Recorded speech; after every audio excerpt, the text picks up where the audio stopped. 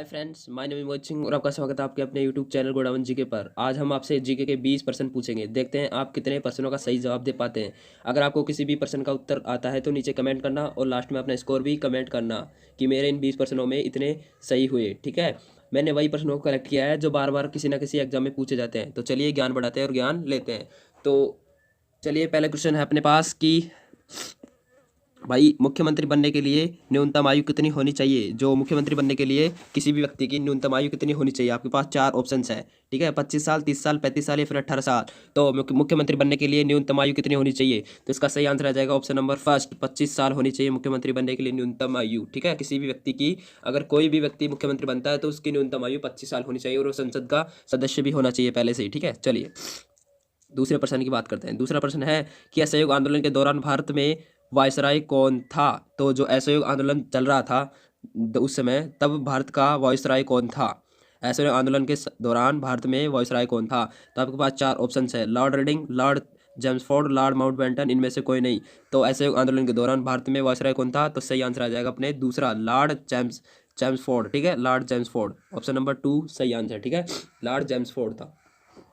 चलिए तीसरा क्वेश्चन है कि भारत के पहले क्रिकेट टेस्ट कप्तान कौन थे। जो अपने भारत देश के पहले क्रिकेट टेस्ट कप्तान कौन थे।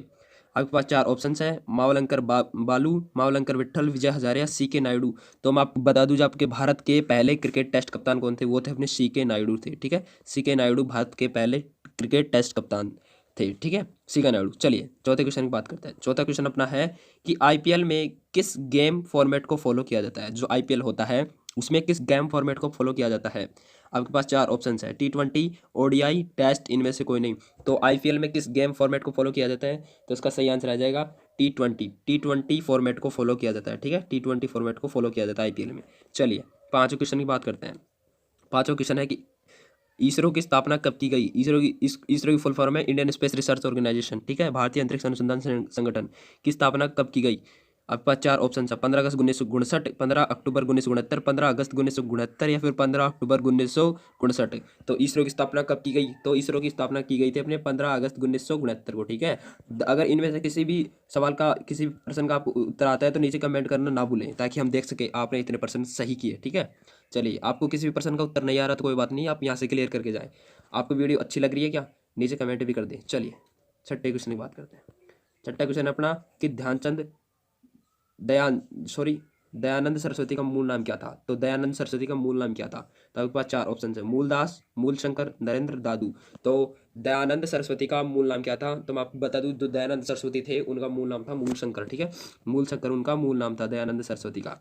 चलिए सातवें क्वेश्चन की ओर बात करते हैं। सातवें क्वेश्चन है कि 1857 की क्रांति भारत में किस स्थान से प्रारंभ हुई। जो 1857 की क्रांति हुई थी वो भारत के किस स्थान से प्रारंभ होकर आगे आगे तक चलती रही। चार ऑप्शन है, झांसी से, मेरठ से, कानपुर से या लखनऊ से। तो 1857 की जो क्रांति हुई थी वो किस स्थान से प्रारंभ हुई थी, तो इसका सही आंसर आ जाएगा मेरठ से हुई थी, ऑप्शन नंबर 2 सही आंसर। ठीक है, मेरठ से 1857 की क्रांति प्रारंभ हुई थी। ठीक है, चलिए अगले क्वेश्चन की बात करते हैं। आठवां क्वेश्चन है कि भारत की पहली फिल्म कौन सी है। जो बहुत ही इंपॉर्टेंट क्वेश्चन है, बार बार एग्जाम में पूछा जाता है। जो भारत की पहली फिल्म है वो कौन सी है। राजा हरिश्चंद्र, गाइड, आलमारा या फिर शोले।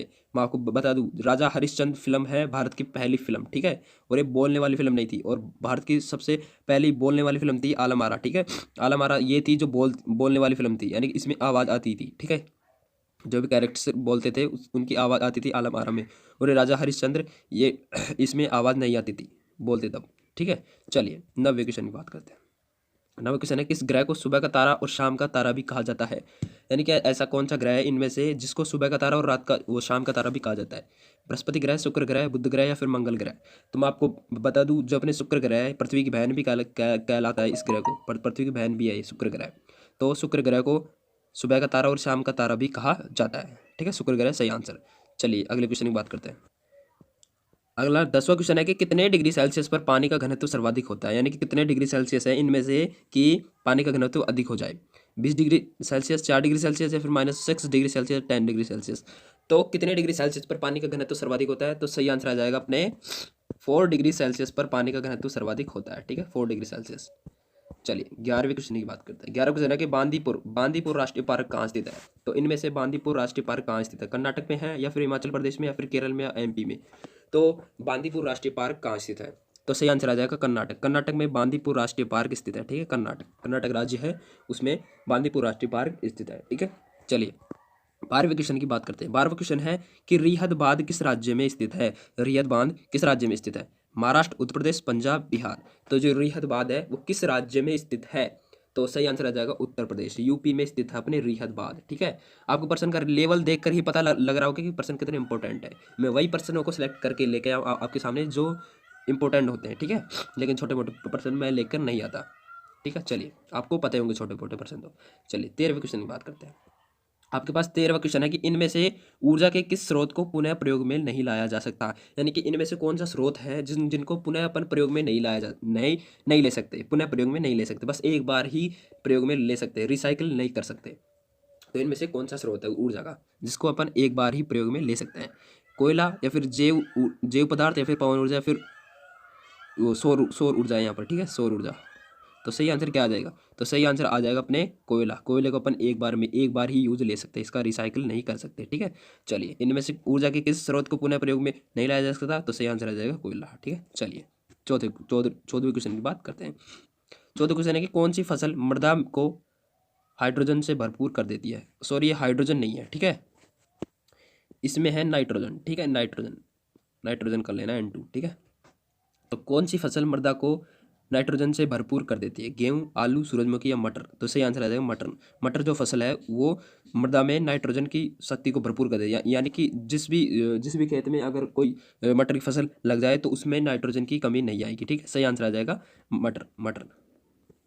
चलिए 15वें क्वेश्चन की बात करते हैं। 15वां क्वेश्चन है सलाल जल विद्युत संयंत्र कहाँ स्थित है। जो सलाल जो जल विद्युत संयंत्र है वो कहाँ स्थित है, कौन से राज्य में स्थित है। आपके पास 4 ऑप्शन है, जम्मू कश्मीर, सिक्किम, मध्य प्रदेश, हिमाचल प्रदेश।